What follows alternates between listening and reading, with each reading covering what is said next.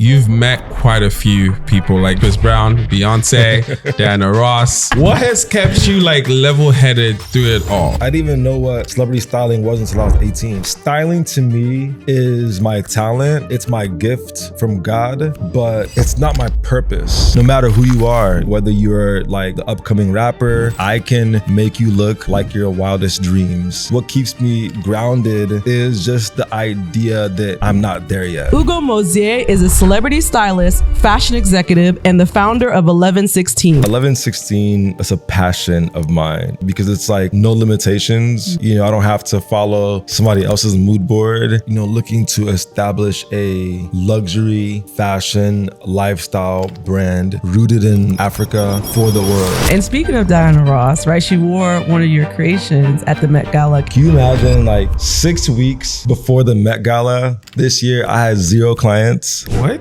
Hold on. In today's episode, we go beyond fashion. We talk about identity, cultural legacy, and what it takes to build global influence without losing your soul. You've been the same person since I met you day one. But I'm curious, like, what is it? What's the source? Hello. So someone's going to click into this podcast and they're going to see you. And they may be listening to this podcast on the way to work, getting ready for the morning, going to the gym. What is the one thing you want them to understand about the opportunity of fashion in Africa? I want them to understand that fashion in Africa is not a trend, but it is a resurgence.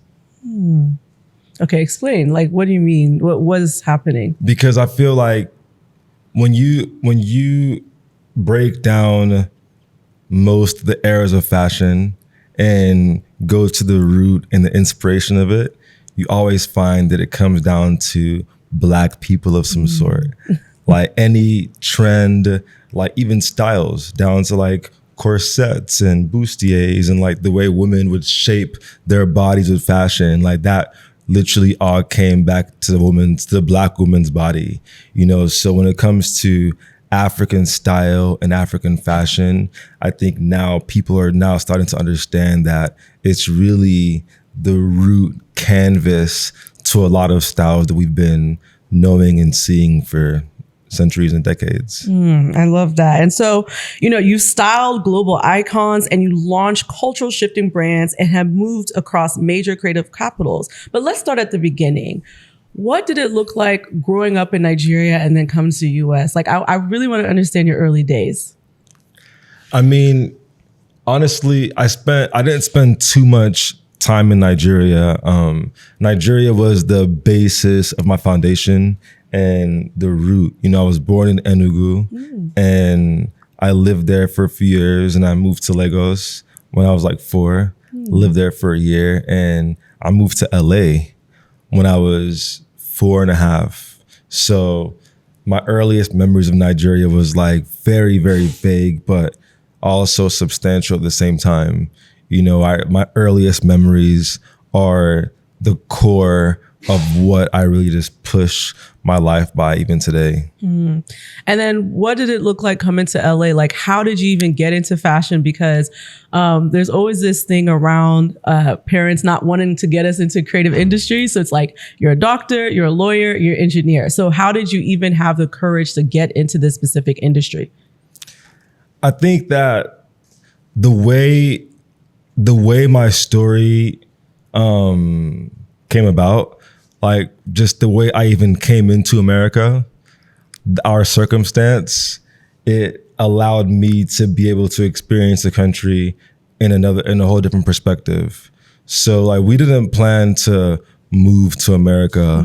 It wasn't a thing where my family was like, yo, Japa. We're gonna just japa and just go. Like it was very much a refugee style situation.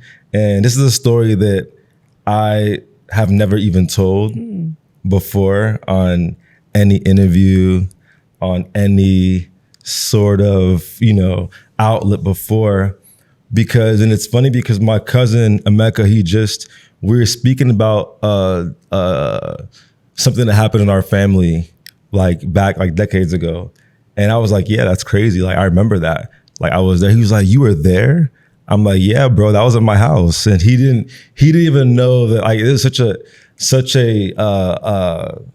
pivotal part of like our entire family experience. And he didn't even know that I was there at the time. But yeah, it was a situation that happened that, you know, it really shaped my entire life, like trajectory. And, you know, it was very tragic, but I had to, you know, over the course of my life, understand the triumph that comes from that tragedy. You know, I can go on to the story. Yeah, please. So basically, I'm gonna cut it short and just give the baseline. But basically, after an event in Nigeria, we were living in Lagos at the time, in Surulere, and my dad was working in oil and in the government, and there was like election time happening, and so pretty much we were leaving an event, and we were all heading over to my house, and you know, we were being followed like by my uncles and my cousins and just whoever else was following us to the event. Following us to our house, and we get there, and the first car that pulls in is like my immediate family, my mom, my dad, my sister, and I. We go inside, we go upstairs, and you know, I just recall just like time going by and my mom wondering like, where's everybody at? Like, are they coming upstairs? And then that question escalated to hearing shouting and screaming downstairs. We can hear from over the patio downstairs and the balcony. And next thing you know, it's like gunshots. I hear my uncle screaming, like saying particular words, and then gunshots. I hear the dog barking. I remember as a kid, it was one of the most significant things. I remember hearing the dog barking, and then all of a sudden, like, I hear gunshots, and the dog is whimpering. And I'm like, wait, they just kill the dog? Yeah. Like, they just kill the dog? Just get. It was, I couldn't process it, and so literally, like, that happened, and one of my uncles who was down there, Uncle Nkem, I remember him just like saying like, oh, the family's not here. No one is home. Let me take you to where they're at. Cause they were looking for my dad, apparently. He let me take you to where they're at. And, you know, let's just go. They're not here. No one's here or whatever. And I remember just like the car is screeching out. But yeah, they ended up, like, they murdered him too and like threw him in the gutter. They found him in the morning, but he saved our life that night. You know, like, they murdered, I think, like 10 people on our compound, like security guards, the drivers, the dogs, my mom's brother, my dad's cousins. Like, it was literally a massacre. And so the next week we moved to LA. Wow. And that's how it started. You know, like, we moved to LA the next week, and I don't know if that didn't happen, if I would be sitting doing this interview today. I don't know if that didn't happen, if I would be, you know, I don't know where I would be, you know, but I had to quickly learn, you know, that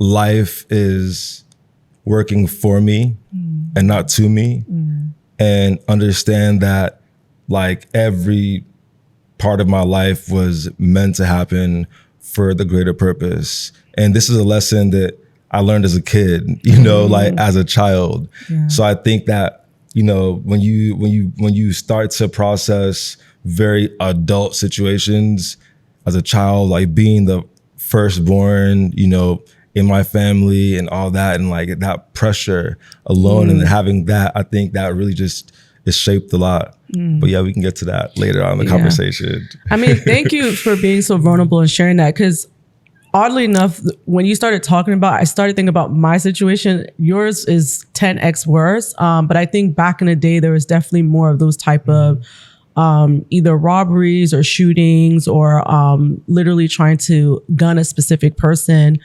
And, you know, I'm curious because you're here today, right, in Nigeria, and you come quite often. That hasn't scared you away. That hasn't made you afraid to even spend time, you know, here in Nigeria because of that incident that happened to your family.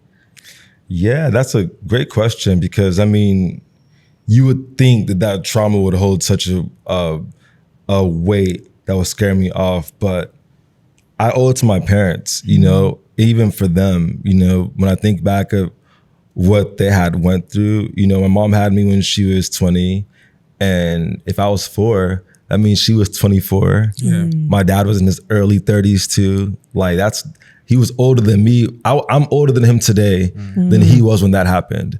So it's like understanding like that these were such young people, young adults having to process this and have children. Like for me, like I think that their healing process really advanced mine, because I remember my dad, like he faced it head on, you know, like he was like, we're gonna go to America, but he went right back to Nigeria. And I don't know what exactly transpired while he was there, but he was not afraid to go back and figure out what needs to happen and solve this problem. And within like 5-6 years, we came back too. And, you know, by the time I was about 12, I was going back to Nigeria every summer, you know, for the holidays. My cousins and I were rekindling, went from writing letters to actually seeing each other in person.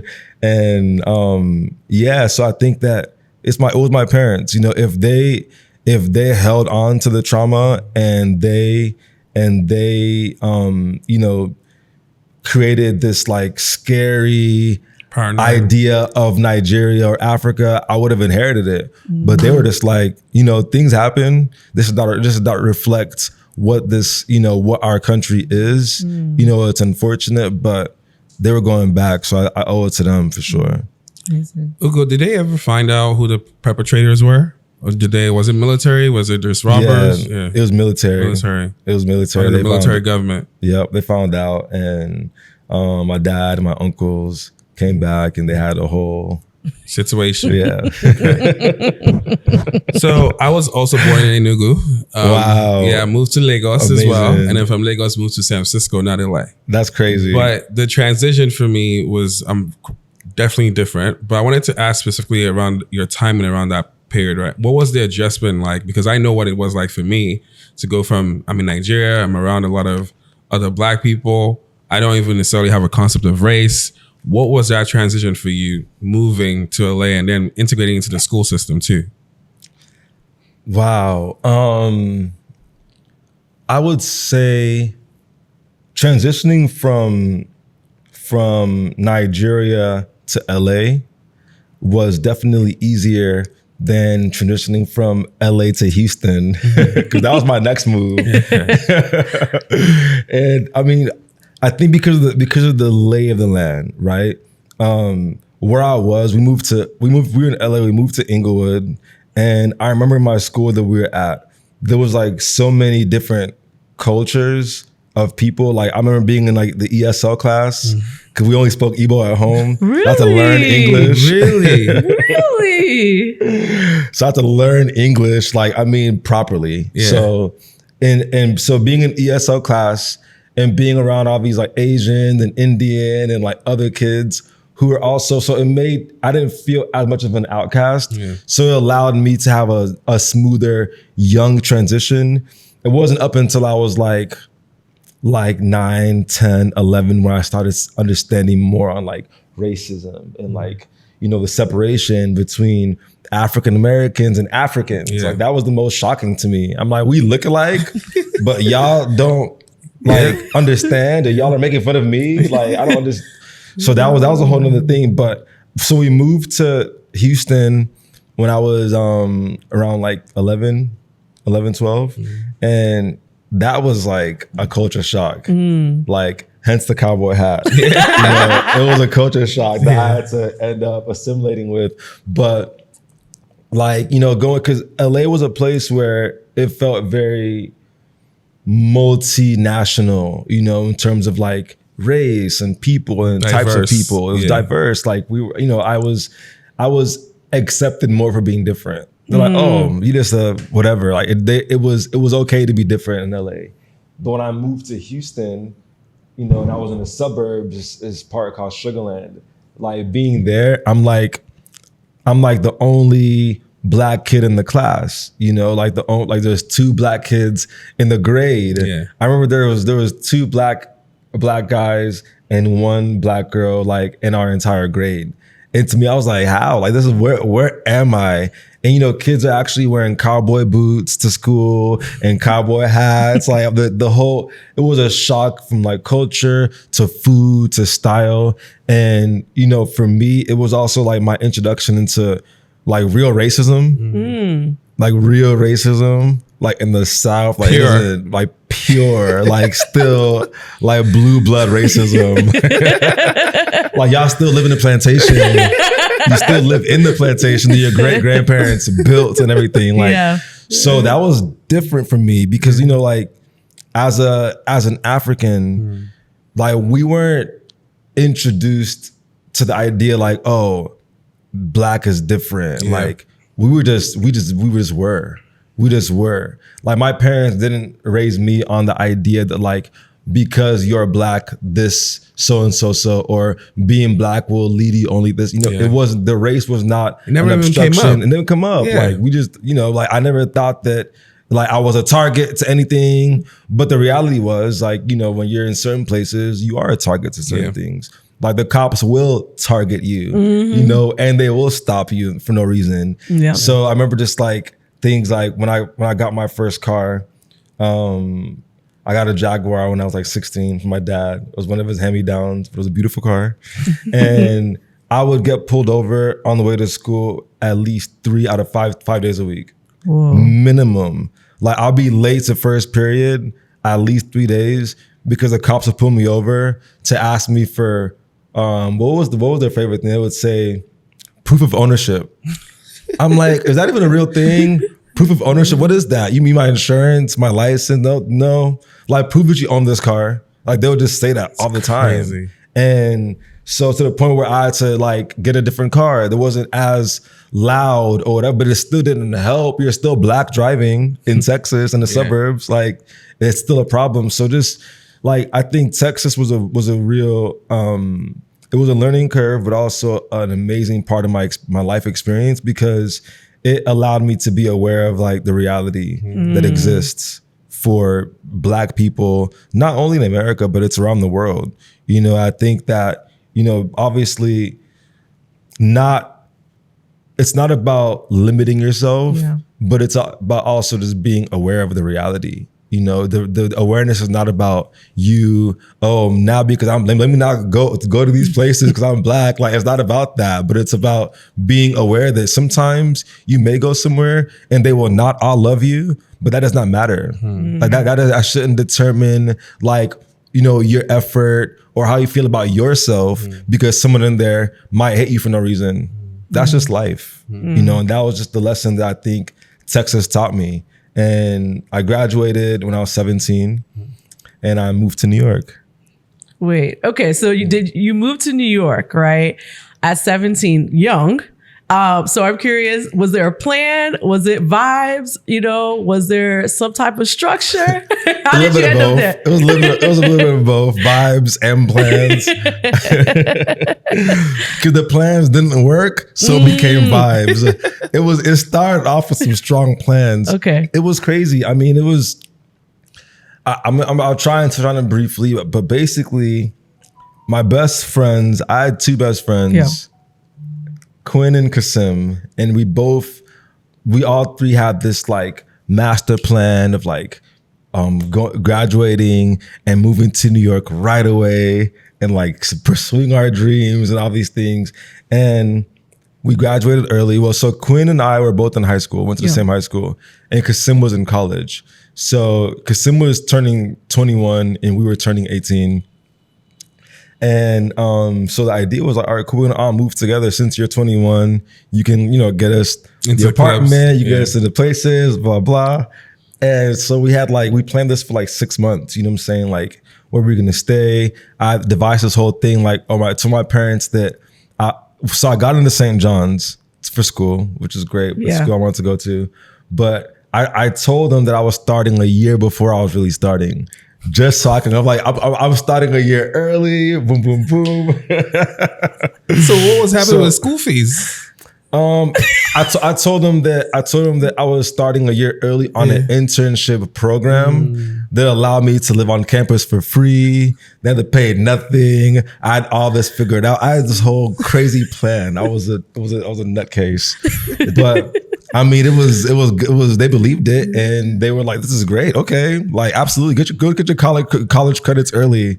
So the day of the trip was meant to be like Quinn and I we're ready, we're packed, we're heading to the airport with our parents, and Kasim calls and he's like, "Yo, I'm not gonna make it today because my parents are kind of tripping right now. I'm gonna stay a day or two and figure this out, and I'll meet y'all in New York."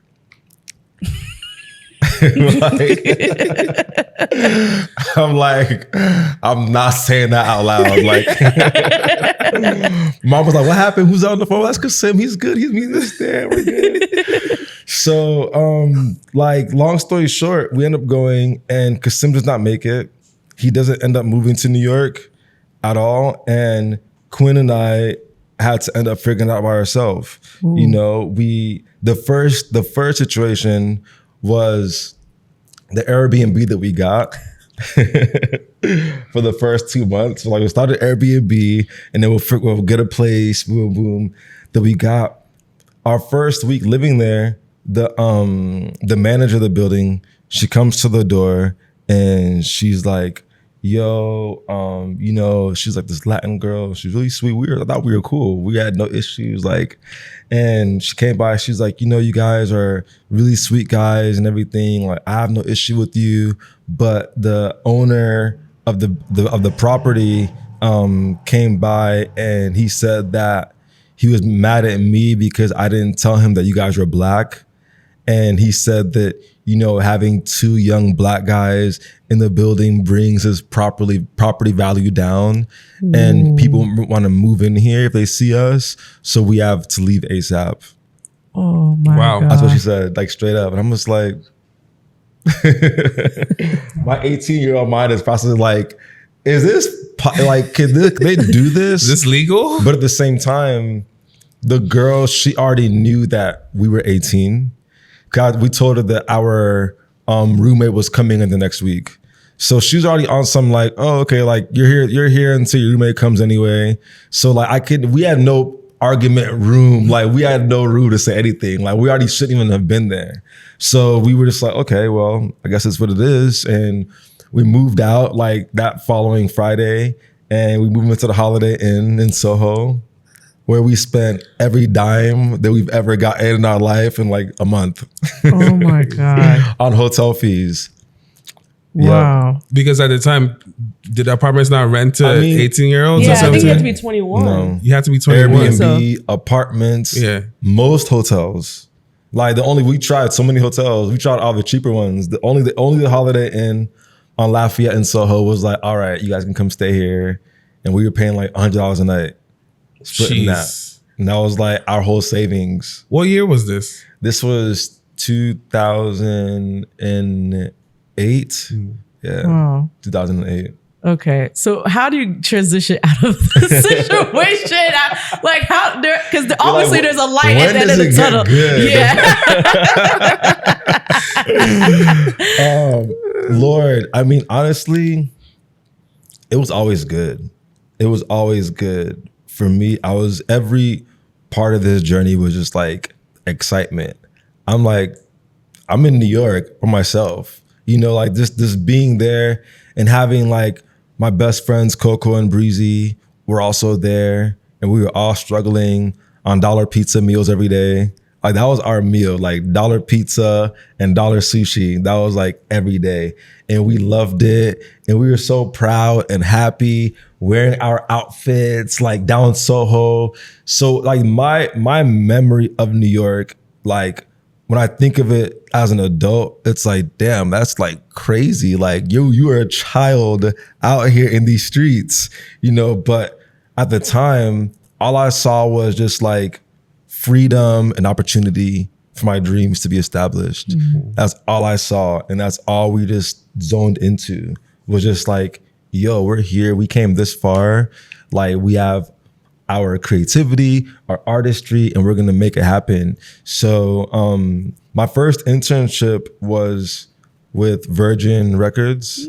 My boy Wale was working there, and you know, he got me in with like one of the marketing directors, and I lied that I was in college already and made a fake university recommendation and got that internship. And I was the star of the internship, you know, like to the point where like by the 6th month, by the 4th month, I remember calling my mom. I was like complaining to her, like, my boss is so annoying. She's so lazy. She's never at work. She just gives me all the work to do, gives me all the files. I make all her phone calls. She don't even show up no more to work. And mom was like, so she trusts you that much? She trusts you that much to just like not show up and give you all the work to do? So you should be grateful that you're learning that much, or you're on the spot. You're learning so much. You should be grateful. And next time, thank her for trusting you, because that's an amazing thing. And just that alone, I was like, oh, maybe I am pretty good. And just like, I was just soaking so much. You know, I went from interning for the marketing director at Virgin to becoming her assistant. Then I started assisting the creative director. Then everyone wanted me to work with them. I remember like my good friend now, Chris Anakote, he was like a head executive. He was managing Katy Perry. Like he was one of the people who ushered me in also. And I got a chance to really learn about the industry, but from the inside, you know, as an A&R and a creative director in music, got a chance to learn the process from discovery to artist building and management to developing the album and the creatives, developing the artists themselves to releasing, you know, and distribution. And that was like a crash course. And then school started. Wait, so you still went back to school? School started, yes. Wow. So I had a year before school started to like soak in, get acquainted, experience racism, get a job, get kicked out of my apartment, all those things. Like I had a year to do all that. And then school started. And by the time school started, I had already started interning with this stylist, Jason Rembert. So I was interning with him, and he taught me like what styling even was. He was like, you're fresh, like, you know, boom. And he knew that I had interest in fashion. So he just like brought me on and taught me the ropes. And literally after about 6 months working with him, I got my first client. It was Dawn Richard at the time from Danny Kane and Dirty Money. Like what? That was your first client? First client, 18 years old. She was like, come with me, you're good. And we just like started working together, traveling the world together. And she really just like gave me the first affirmation that I needed to know that I can do this. You know, from there it was Khalees and Tiana Taylor and Omarion. And then I worked with Patricia Fields on Sex and the City, the movie. And this was like all before I turned 20. You know, I was already in the space. I remember when I first moved to New York, the dream was like, yo, to be like June Ambrose's assistant. That was like everyone's dream as a fashion. If you're black and wanted to get into fashion, like that was June like Ambrose, the job. Yes. Working for June Ambrose, like that was it. She was like the Rachel Zoe.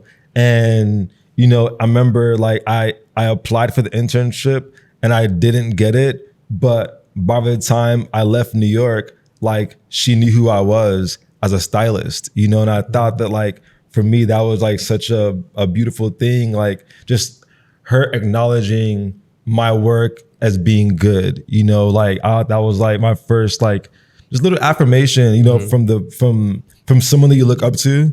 Like it goes a long way, you know, in your journey when you have like those benchmarks of like positive feedback, you know. And So from New York, I moved to Paris for a year. And then tell us about that journey. Like, was that, would you say, a pivotal moment for you in fashion, or did you still have way more lessons you had to learn?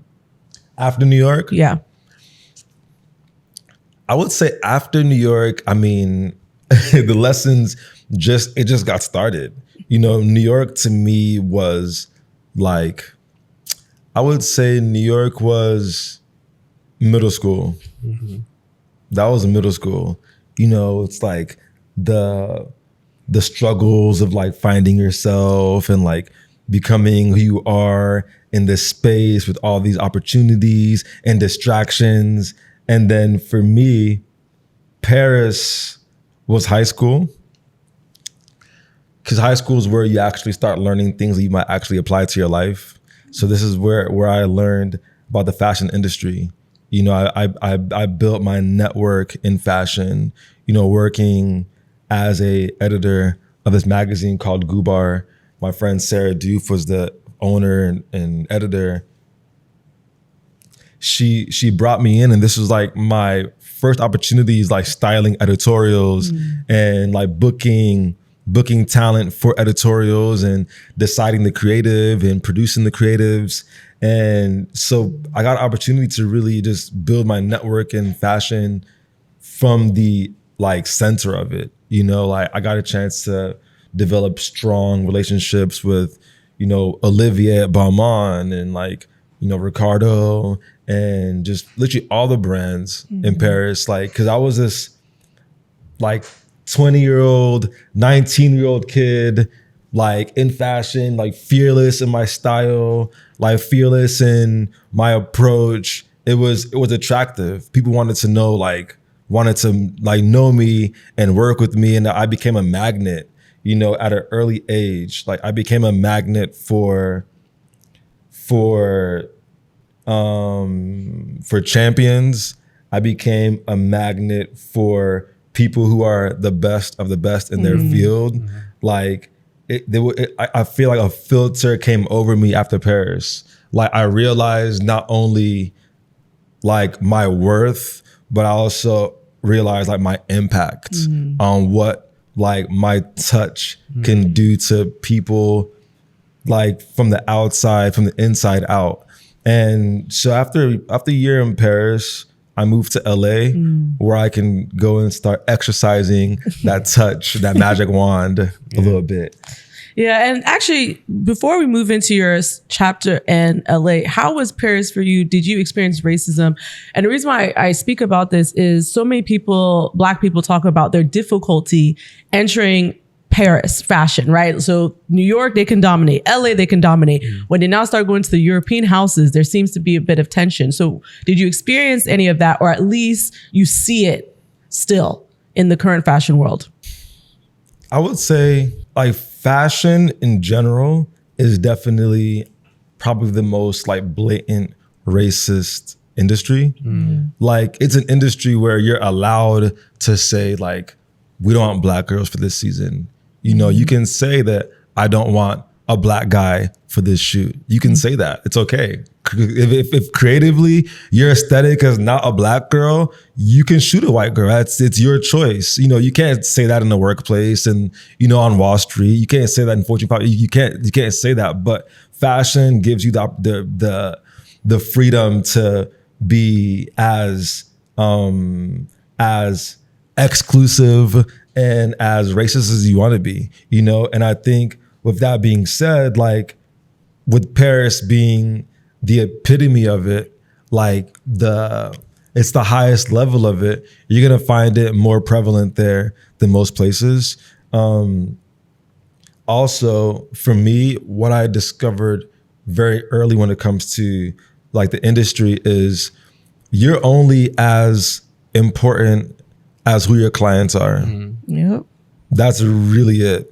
You can be the most talented person in the world and have the coolest, dopest aesthetic, but if your clients don't matter, like or aren't currently relevant, then that's your currency. So going into Paris, luckily, like I always had access to people that they considered valuable, you know, coming in there with Sarah, thank God, in this magazine, you know, we were shooting like Tiana, and I brought Dawn for a shoot. I'm bringing in like my talent for shoots. So Paris, like they're valuing that. They're like, okay, like you have something that we need. So I always knew how to leverage that. When I come to Paris, I'm always coming with something. I'm not coming there empty handed.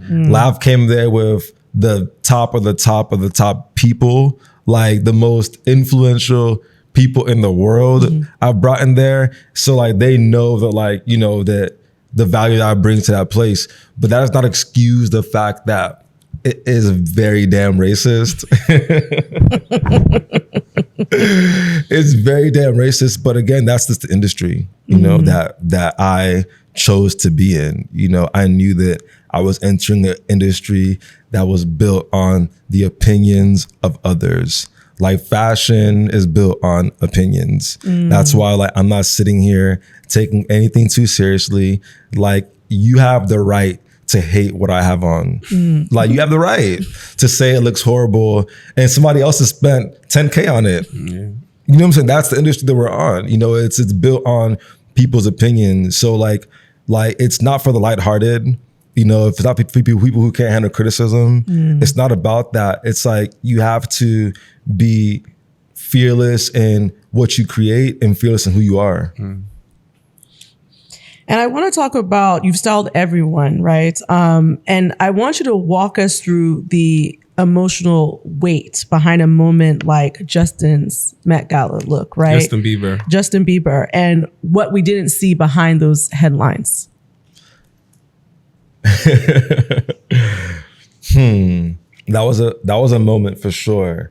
A moment like Justin's Met Gala look, I would say, you know, we see the end product and we see the look, but something like that takes like almost a year to manifest and to like to culture and nurture and establish and make happen.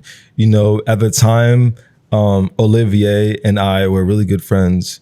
We just spent like an amazing New Year in Dubai together, just like one of my favorite New Years ever. And, you know, during that trip, we were just speaking about working together and opportunities. And I just put that bug in his ear like, yo, like, what do you think about Justin coming with Batman to the Met? And he was just like, I don't know. Like that's an interesting idea. But like that's where the seed was sown. And, you know, for me, like I had to like, you know, go to Paris and like nurture the idea, introduce the idea, take him to lunch, show him some ideas. And like, by the time I knew it, he was like, yo, let's do it. And, you know, we had about 3 months to make the look. Like every hand beaded gold applique, gold Swarovski we put on there was just made with so much love. And that's why the moment like came out the way it was. Like when you think about very special moments, there's always a special story behind it. Even if it was like, oh, we just decided to do this today, but there's a story behind it to make it special. And that's what, you know, I love most about my job is that every experience, you know, every job is just so unique. Yeah. You know, it's so unique. It's like, it's a career where every job feels like we have a whole new job every time. You know, it's like these interviews, it's like, it's an interview, but with each person you're speaking to, it's like a whole nother experience that we're engulfing. I think that's like the most special part. And, you know, I want to kind of even go backwards, like what moments did you have to go through to get to Justin Bieber? Like, would you say that was your first like pivotal client, or would you say there was someone else that kind of like really put you out in the stratosphere? Like you're getting known, people know you, they understand your style, but what was that client that like, they're like, oh, okay, he's that? Okay. I would say my first pivotal client was Chris Brown. That was my first client when I moved to LA. And, him and I had such a dynamic bond and understanding and synergy when it came to clothes and fashion. I understood his style to the point where it's like, we didn't even need fittings. Like, I'll send you the outfit and that's what you go wear. Like, it was just a great synergy, but he allowed me to really like showcase like my aesthetic, showcase like my just flex my muscles in fashion, because him being such a fearless, like perfectly built muse, it allowed me to just like create beautiful moments. And for him, he trusted me, I trusted him, and I think the world just was able to see like great things happen through that. We told stories through the look. It was at a time when everything was just very sensitive. A lot of people were sensitive to things that were being said. So fashion was our outlet, to storytell and to show, who he is as an artist. And yeah, that was great. Ugo, you've operated at the intersection of fashion, tech, and media. What systems do you believe African creatives must build to sustain power, not just visibility? I would say that, whether your outlet or career is in tech, entertainment, media, fashion, music, the most important system to have in place is a trusted team and the right partnerships and collaborations. I feel like Africans in general, like across the board, have had to, for a long time fend for themselves, and we're forced to create our lives for ourselves, by ourselves, like this, like, every man for themselves mentality, whether it's like, through war or through just like different traumatic situations that has brought this mindset to us. Yeah. I think that our strength and like the journey towards healing will go into us just like understanding the power of unity. And unity goes across the board. It's the unity in the workspace.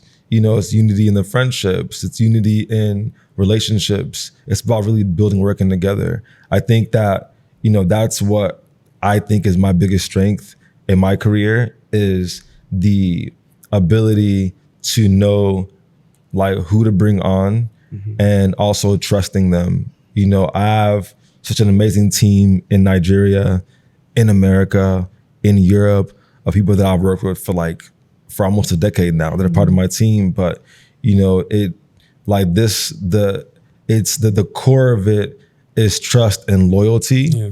And it starts with me.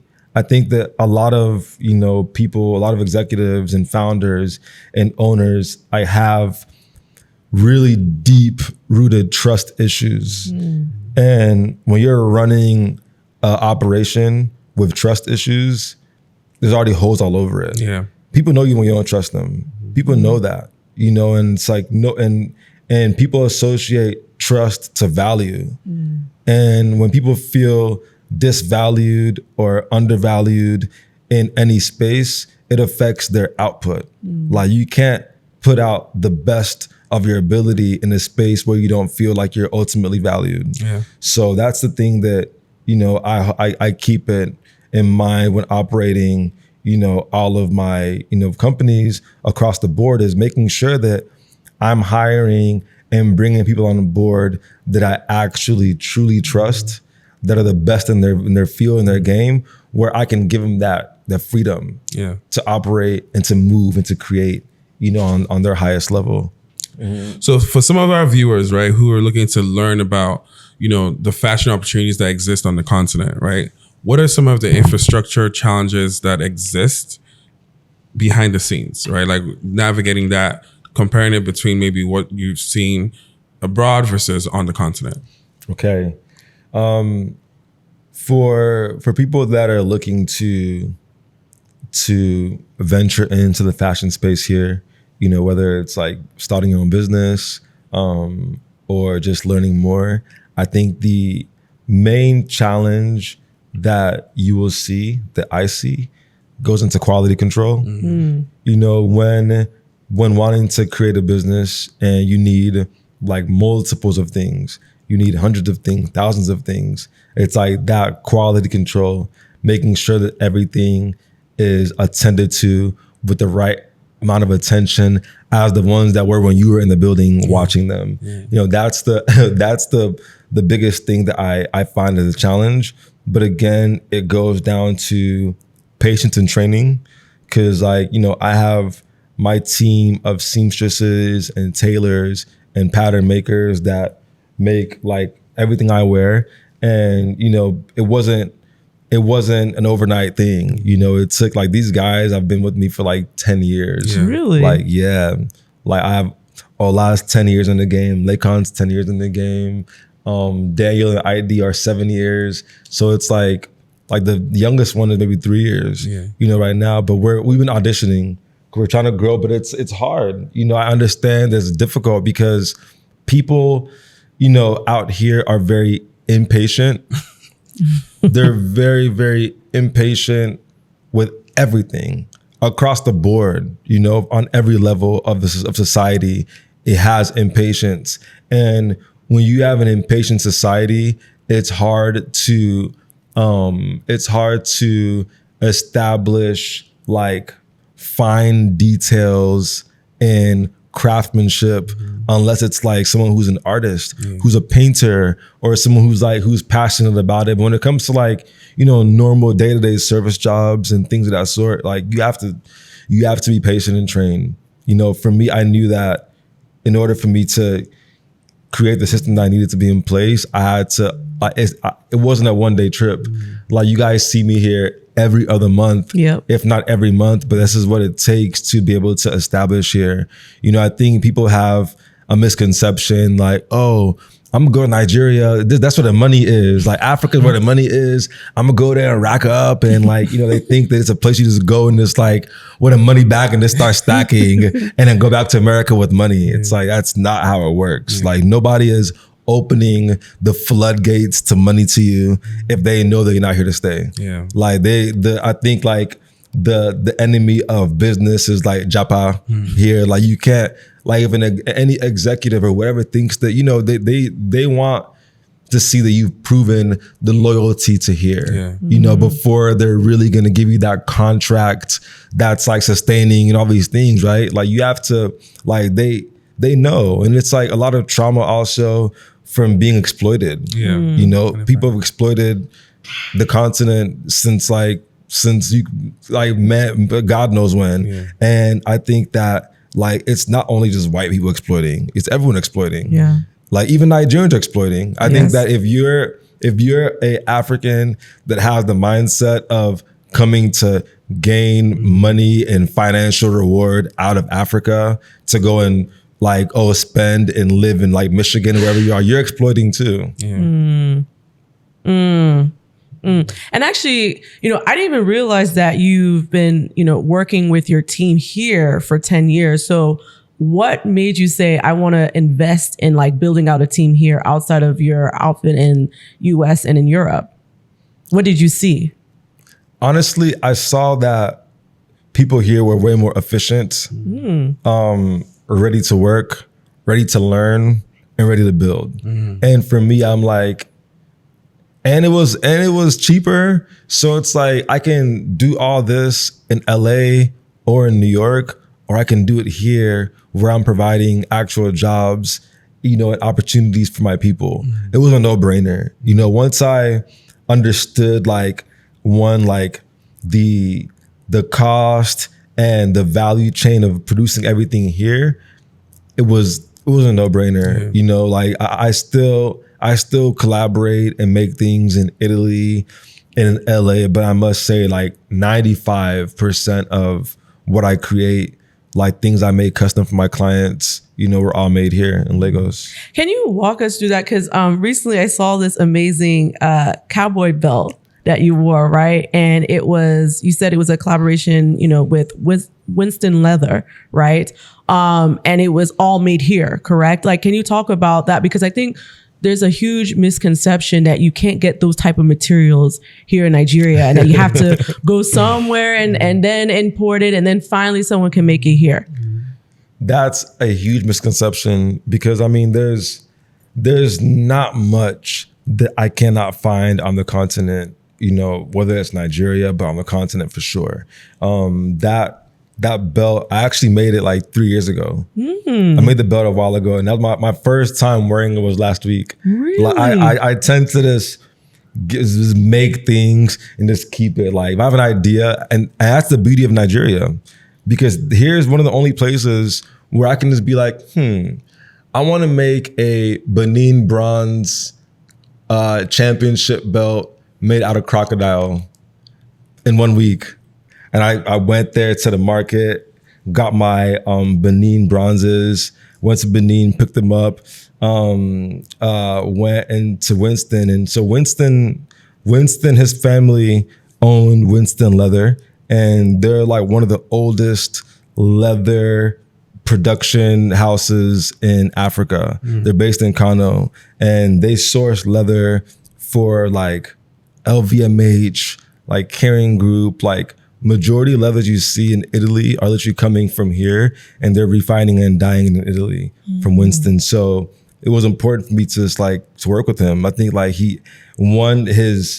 the company itself deserved recognition for what they've done. You know what they do. Like the European brands have done so much to like erase their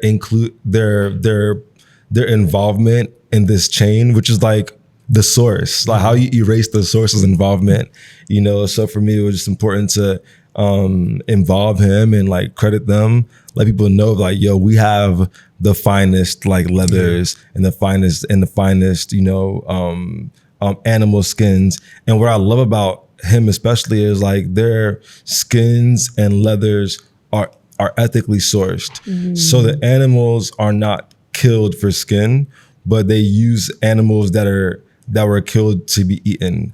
So the skins are like the parts of the animals that, you know, are left over after the meal, after it's cooked. So the entire animal is like sustainable. You know, they're not, and it's like, it's all repurposed leathers and skins. So yeah, it's dope.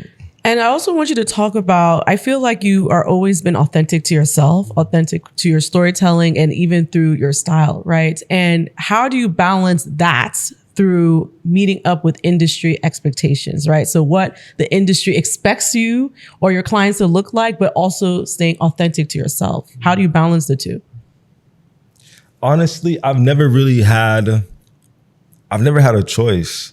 I think that authenticity to myself has always been on the forefront in my style and fashion and moving. You know, I remember like being a kid, like in Houston, and, you know, like me rebelling against the cowboy fits for a few years and keeping my Hawaiian shirts on and my skinny jeans, my skater jeans on, like that. Like it was, you know, I was never afraid to be the only one doing something. And doing that ended up always rewarding me in some way. Like I ended up becoming like known as like the fashion kid. Like, oh, this, you know, Ugo, like he's always gonna put that shit on, and like, and it was just me being myself. Like I wasn't intentionally trying to like, you know, be anything other than just like wear what I wanted to wear. And that itself, like, you know, put me in a position of like, you know, admiration or aspirations, because I was like fearless with that. So then when I moved to New York, like it was even more affirmation, because it was like people were just coming up to me all the time for, you know, tips and like, you know, what I wanted to wear. And working at Virgin, you know, in the creative space, like they were never like not talking about like, oh, what's Ugo's look for today? You know, and I think that, you know, when I was, you know, being like praised, I guess, for being yourself, you know, at an early age will just build that muscle. You know, I think that it's an exercise that some people get a chance to experience at different like parts of their life, you know, and I think the earlier the better. you know, and luckily I got a chance to experience it early where I was, you know, like praised and accoladed for what I would do right, you know, and just being 18 also, like working with like celebrity clients who are like trusting me to dress them for like the Grammy Awards and like, you know, things like that. I think that responsibility just allowed me to really just tap in and own it early. Yeah. And speaking on that of you being authentic to yourself, so you've been dressing clients for a long time, right? And I now see you stepping into your own personal brand, right? Including these pieces that I really enjoy looking at because I know they're coming out from here, right? Can you talk about your brand, what's inspiring it, and what do you see the future of it? Yes, I can. Yeah, this is 1116 is it's a passion of mine. You know, I feel like it's like my life's work because when it comes to designing, it's what I've always done, you know, whether it's collaborating with other brands, you know, or consulting with other brands, but designing has always been the root of my creation. So to be able to, you know, now focus on designing my own brand and collection and just being able to tell my entire story through clothing is very special because it's like no limitations. You know, I don't have to follow somebody else's mood board, you know, and have to accommodate somebody else's vision with mine, which has been great, you know, and allowed me to practice, you know, the art of collaboration. But, you know, now it's like, it really feels like it's my time. And I'm just so blessed with the amount of people, you know, that are giving me the opportunity to show it. You know, I couldn't even dream of like Diana Ross being we gotta talk about my that. first like muse ever. Like, you know, before I even launched my brand, you know, she's telling me that, you know, like you're the designer that I want to design for me. Like just those kind of experiences just let me know that, okay, I am doing it. I'm doing what I need to do at the right time. Like, you know, just those affirmations make it all worth it. And speaking of Diana Ross, right? She wore one of your creations at the Met Gala. Can you, first of all, that whole, it was iconic. Let's be honest. It felt like she started the show. And she started the show, she ended the show. So everyone just had to kind of measure up to that look. Can you talk about that? And even just, you know, what this current Met Gala of Black Daninism, what did it mean to you to like you had so many looks and so many collaborations. So I would love to talk through those different pieces. Yeah, so this Met Gala was very fun. Yeah. To say the least. It was a time. I got a chance to wear two hats, you know, as a designer and also as a stylist. And I wanted to wear both hats, like, and literally make it into a spacesuit. You know, I turned that hat. I wanted to take it all the way to space. You know, I was just so pumped up. Can you imagine, like 6 weeks before the Met Gala this year, I had 0 clients. What? Hold on. No. Okay, what do you mean? What does that mean? Like you had no idea. I had no idea. Like everything happened within 2 months of the Met Gala. You know, there's a client that I had been working on for like over a year. You know the process. I told you, the courting process, going to see the designers, having these meetings, taking them to lunch. And, you know, I thought that it was like the most amazing thing. I thought that I came up with the most epic like collaboration. This is gonna beat the Bieber moment. Like this is gonna be the moment. And literally 2 months before the Met Gala, the client decides he wants to go in another direction and hire another stylist. I feel like I know who the client is. And I was like, oh, okay, cool. And the thing is like usually, I don't know, like usually when something so abrupt and sudden and random happens, like as human beings, like the first initial thought was like, wait, what? Like shock or like, I don't know, anger or, disappointment. But my immediate reflex reaction was gratitude. I was like, okay, this is a sign. This gotta be God.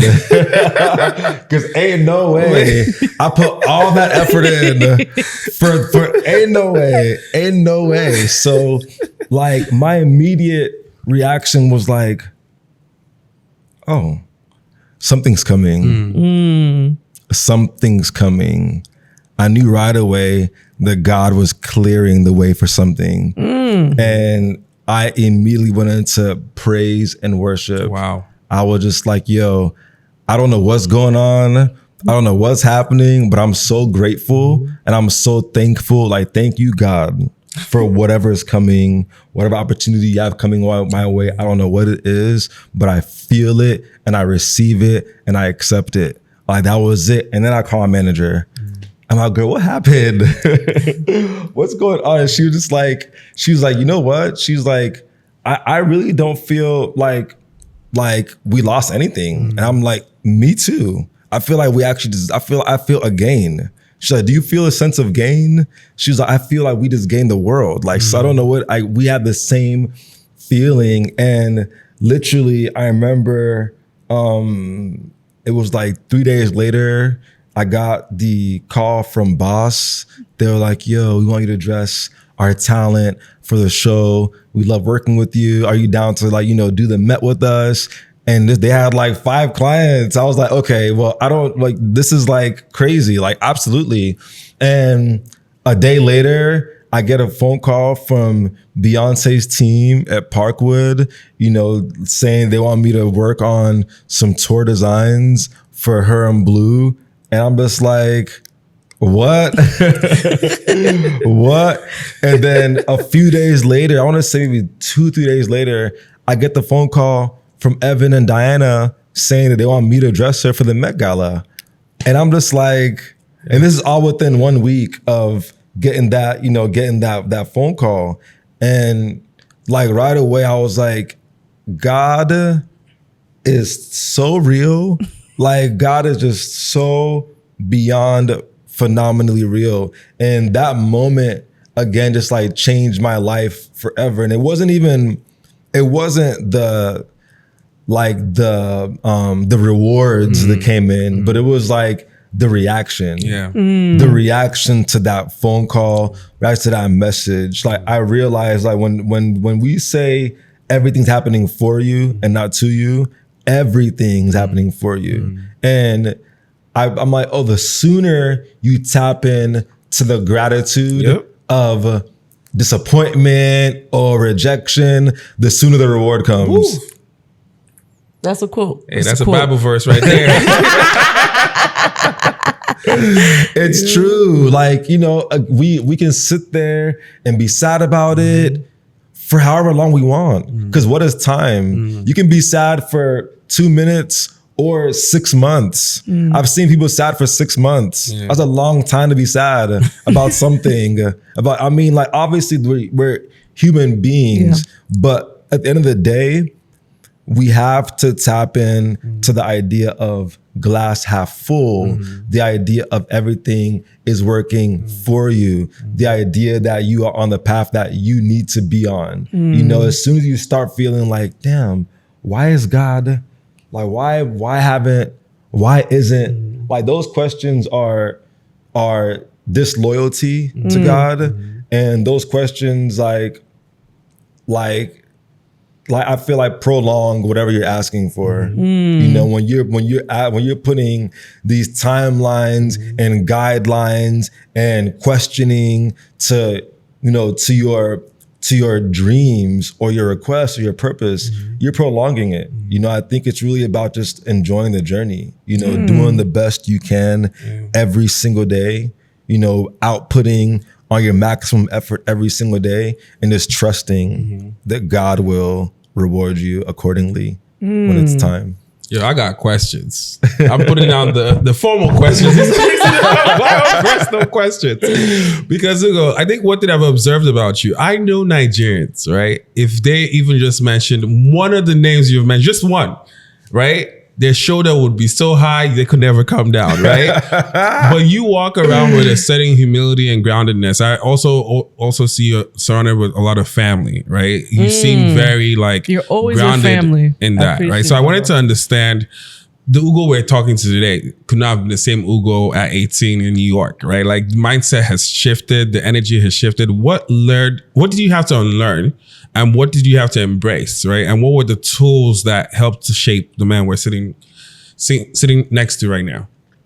What did I have to unlearn and what did you have to embrace? Yeah.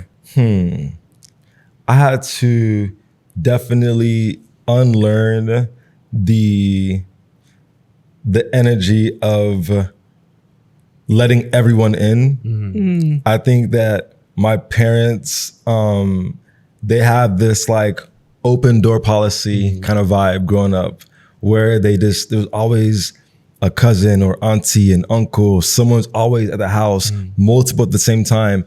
And I think for a while, it really hindered me when it came to like business and friendship, because I would trust people too fast.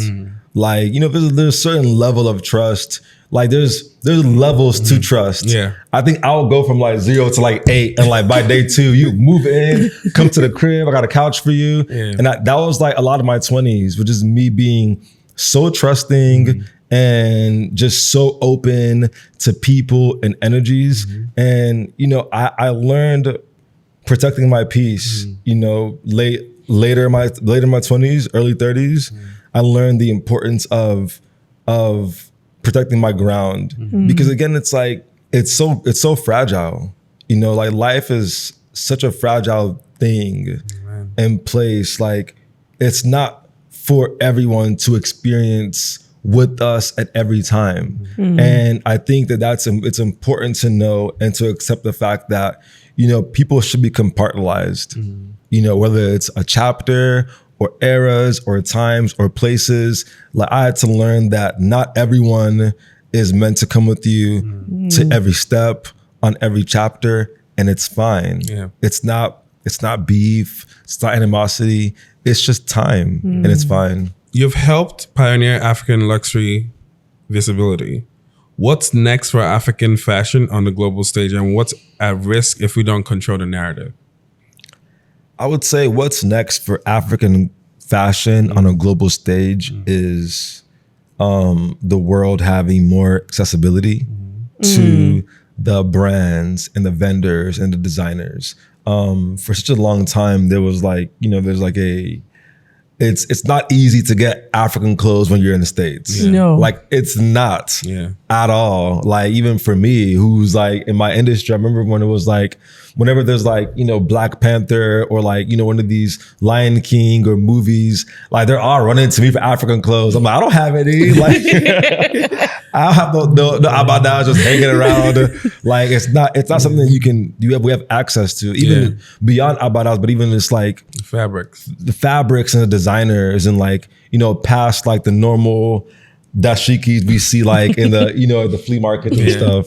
Like there's no access. So I feel like that is the next step right now that's being filled, even with like, you know, online shopping and like different platforms that are having, you know, they're bringing in multi-label designers on their platform. Like it's happening. So by the time we know it, you know, the average Susie from Idaho can order, you know, her Benki Kuku too from online and get shipped there right away. Yeah. Or it's, you know, I'm seeing that, you know, even like Amazon, you know, places like that are coming out here and, you know, connecting with more African designers, you know. So imagine when you see African brands on Amazon and like, you know, on Farfetch and on those sites, I think that's the next step, is really just the visibility and opportunity. Yeah. Actually, I'm curious, with your clients, do they ask for African brands? Like, are they seeking it? Are you noticing that shift? With my clients, like they some of them are, like Stevie Wonder, for example, he was very much like adamant and excited about just like African brands, African design. It was very intentional. But I think for the most part, like when talent hire me, they sort of expect it. Like they hire me because they know that I'm going to introduce them to some new brands or vibes they don't know. You know, like you'll see the Valentinos and things there, but you'll also see things you've never seen before in your entire life. You know, I think that that's like what I've been able to position myself as. Like that's like what separates me from everyone else, is the fact that like when I come into the picture, it's beyond just like the hottest trend or fashion or the runway, but I'm bringing in a strong sense of culture into the entire look. What did you notice about this year's 2025 Met Gala that could signal a deeper shift in fashion or culture?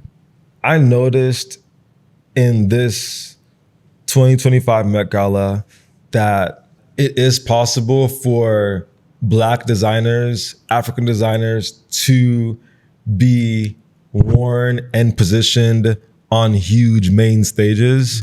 I think that for a while people associate, you know, like designers and brands of color as like a little less than. You know, like I'll wear you guys to like the brunches, but I'll wear Gucci to the Oscars. You know, like I'll wear you guys to like, you know, the smaller events, but I'll wear like Valentino to like the Grammys. And I think that what this established this year was showing just the possibilities of what African brands, Black brands can do, like how chic and how lush they can. I think now there's no excuse on why we won't be seeing more, you know, designers of color on other big red carpets. Like not waiting for another, you know, Black inspired theme to bring in Black designers. I think that this is really just like broke that mold to where like, you know, everyone, like non-Black people, can feel like they have permission now to support and wear Black and African designers. When you see shows or award shows like the AMVCA and the fits that they come through, I remember being in the US and I did it for music. So I became a promoter for the music and Afrobeat side of things. So I would be hearing this music early and trying to convince your friends who maybe might be white or Black or whoever, like, yo, this shit is dope, right? Now, when I see the fashion, right? Yeah. Busy body.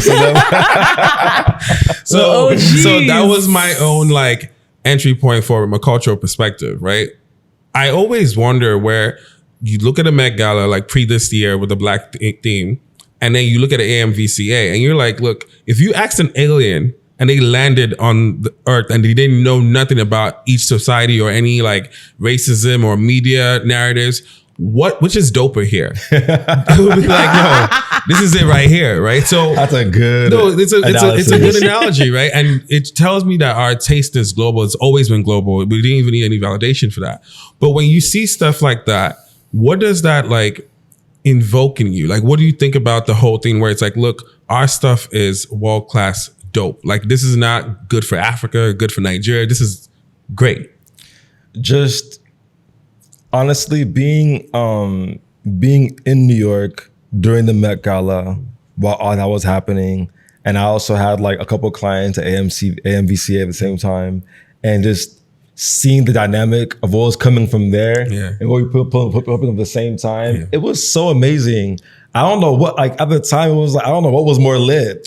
I'm like, y'all are coming through with the looks back to back. It was so amazing and inspiring. I think that it was, for me, one of the most inspiring weekends because of that. Seeing AMVCA and the Met Ball, just like the amount of just like media coverage coming out of both was insane. And it just gave me another, like, I was like, I was just like, this has to be like, we have to do something. Yeah. Like I've been talking about and, putting together the idea of like a fashion awards, for years. But after that, I'm like, oh, it has to happen. Yeah. Because like these designers work so hard. Yeah. They work too hard to not be recognized and awarded for that, right? Like I'm like, they need to be supported. They need to be highlighted on a global scale. Like I'm watching the BTS videos and I'm like seeing all the weeks of hand. This is couture. Yeah. There's no difference between this and what they're doing at Valentino and at Versace and at Dolce and at Schiaparelli. There's no difference. If not, this might even be better. It's more creative. Like, cause these people are creating out of like the theme itself. Like I remember it was like a garden, jungle or something theme. Like they're literally making clothes out of like the jungle theme. And when I tell you, like, they're making epic, beautiful, amazing gowns, but that's like the level of creativity. It's like the Met Gala was inspired by a style of clothing that you can reference and see like the style of clothing. AMVC was referencing the garden, like the garden, like that's creative. Like what how you gonna make the garden into your outfit? Like that's so epic. And I think that like it's time. Like I want to use my network, my platform. I want to use my resources to create like the African Fashion Awards here that can really just like highlight and showcase, because AMVCA is a film event. First of all, it's a film event. Like, and they're going that hard. So imagine when we give them an actual fashion event, fashion show. So it's time. That's coming next year. Okay, you heard it here first. But actually, another thing I want to talk about with your brand specifically, what does it look like in a few years, right? Is it a physical location? Is it, ongoing experiences? Are you stepping away from styling? Like, what does that look like? So with the brand 1116, I am, looking to establish a luxury fashion lifestyle brand rooted in Africa for the world. Our fashion house is going to be in Lagos. We're going to open our first boutique in Lagos, and then we're going to expand to the States and into Europe. But we're really focusing on our D2C, our customer experience, and creating our world and allowing, because it's right now the most important thing is really education for us. We're using, it's fashion and it's clothing, it's glitz and it's glam, but it's really education. When you see that the Benin bronze belt that I wore, it was a super dope look and everything, but when you read the caption, you've learned about Benin bronzes, you learn about the history, the significance of what that means. It's beyond just like bling bling, it's deeper than that. And that's what we were looking to do with our brand is, through each collection, through each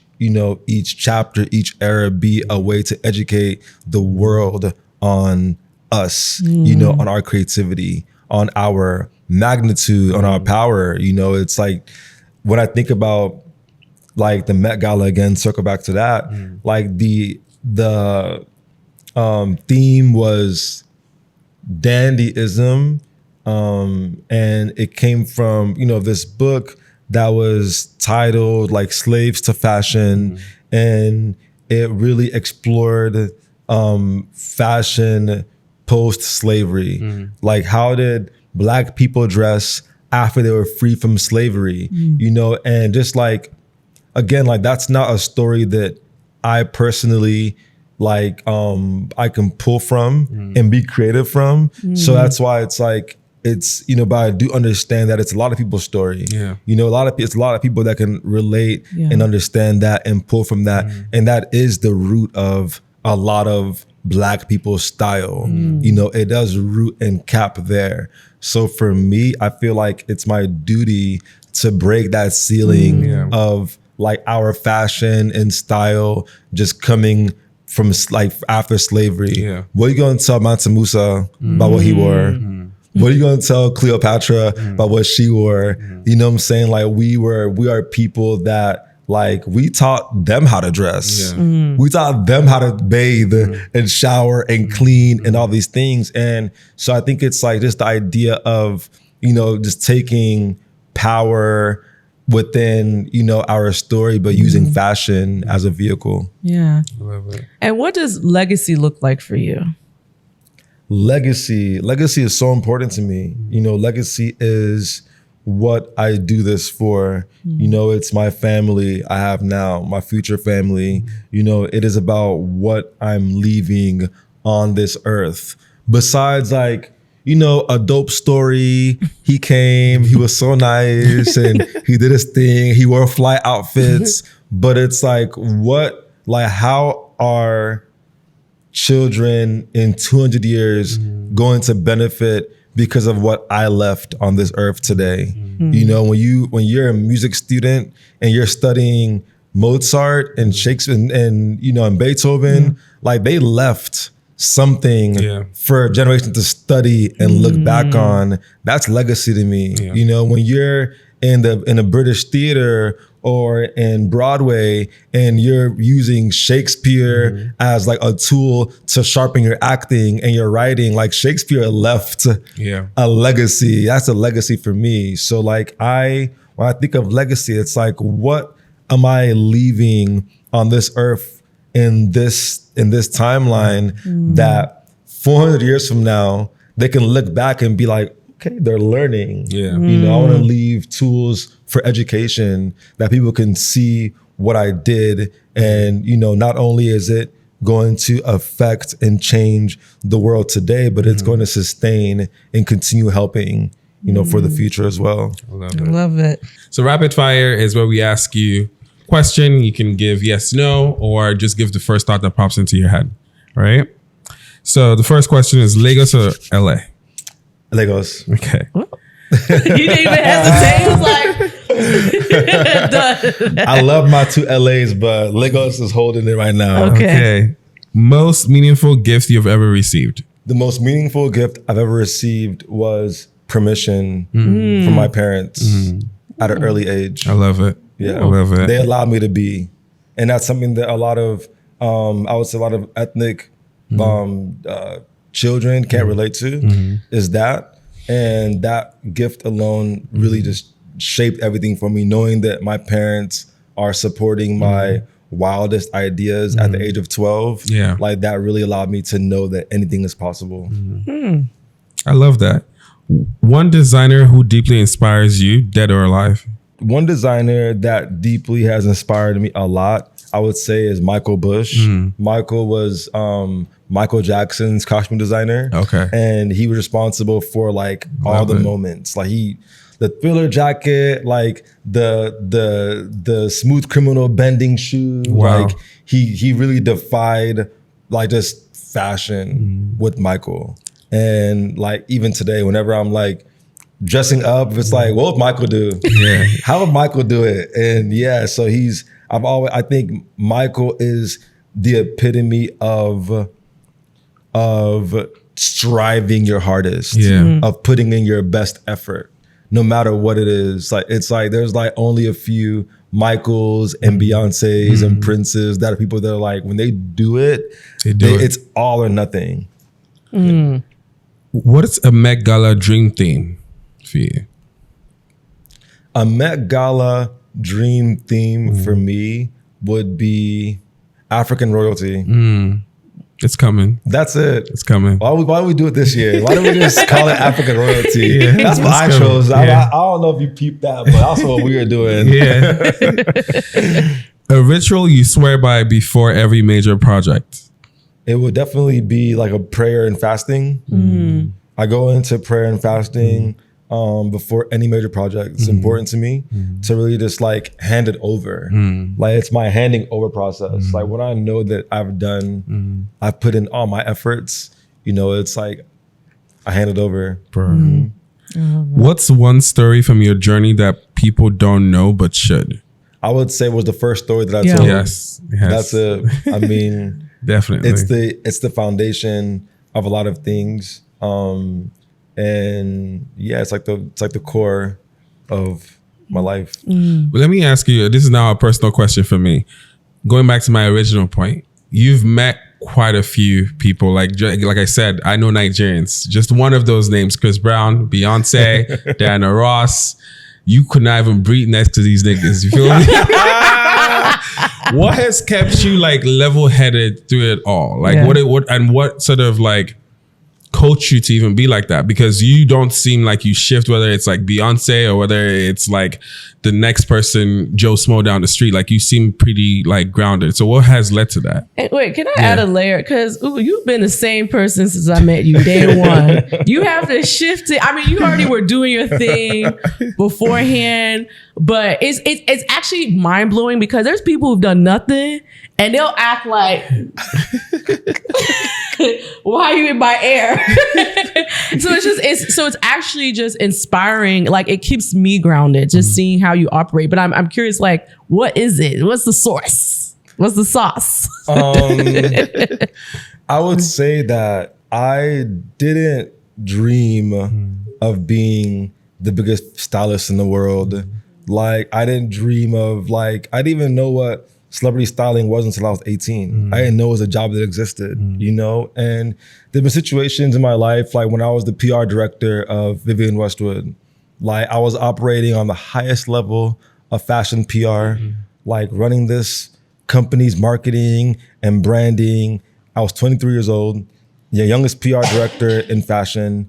And even at the time, it was like, I just felt very numb because I'm like, this is great. This is a dream job, but it's not my dream job.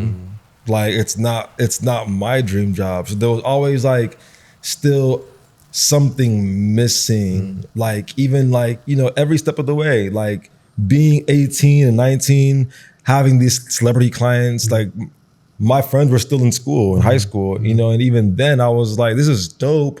But like, this is not what I really like set out to do. Like, it has never felt like my dream accomplishment, you know? And then coming to LA and like styling and like, you know, working with the biggest artists in the world, like, you know, in the globe.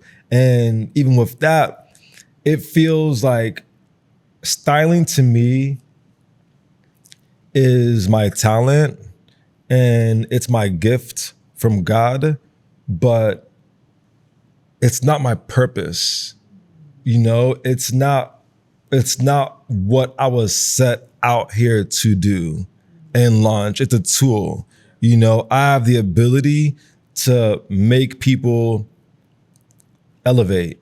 You know, I can elevate people from the inside using tools from the outside. I can make you feel like your higher self when I put you in this garment, in this regalia. And that's a gift. And I know that like, in order for God to keep blessing me and leading me towards like that path where I am going, I have to exercise the gift.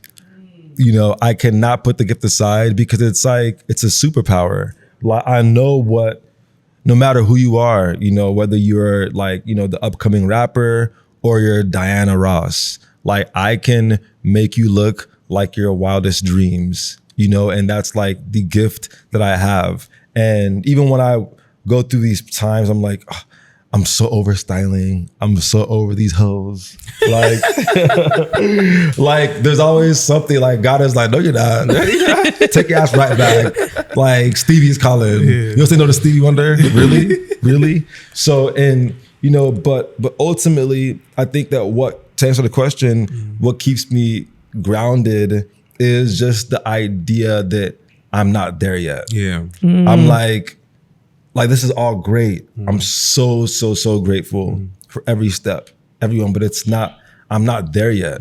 You know, I know that there's people out there in this world who dreams like every night of their Met Gala moment like it's their wedding day.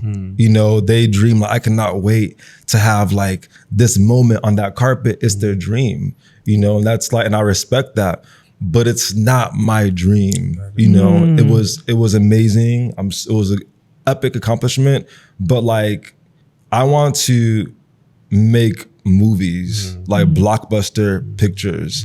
Like, I want to have like the biggest brand out of Africa in the world. Like, until I'm seeing like my brand like on like at the airport, billboards, like that's like what I can say, oh yeah, cool. Okay, cool. The pound the back, you know what I'm saying? But until then, I still literally feel like the intern at Virgin Records. Still. I don't feel any different than he does. Yeah.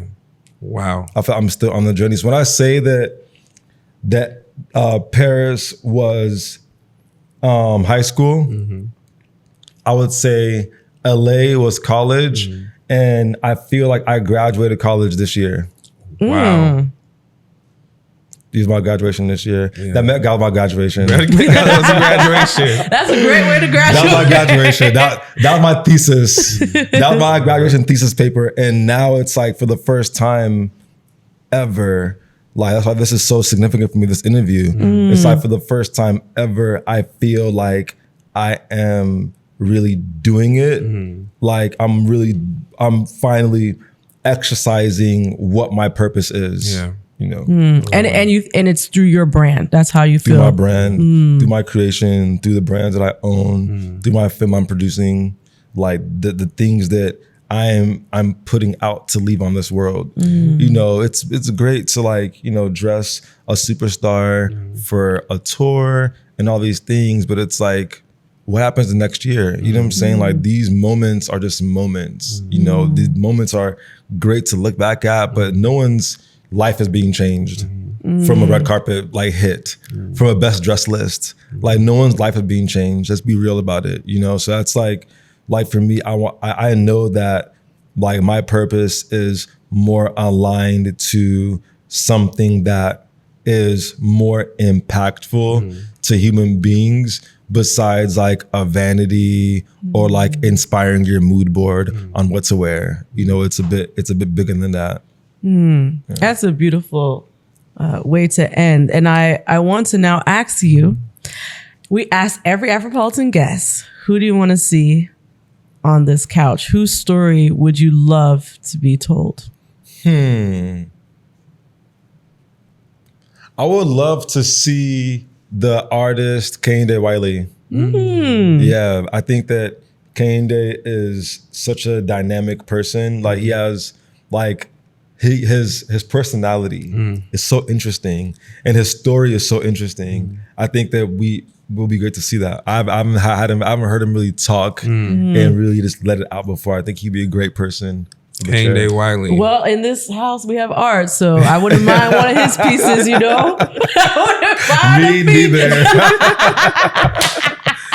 Ugo, thank you so much for stopping by, bro. We're honored, man. Thank you. This was you. beautiful. This is dope. It was beautiful. a pleasure. Thank y'all so much. Thank y'all. Thank you.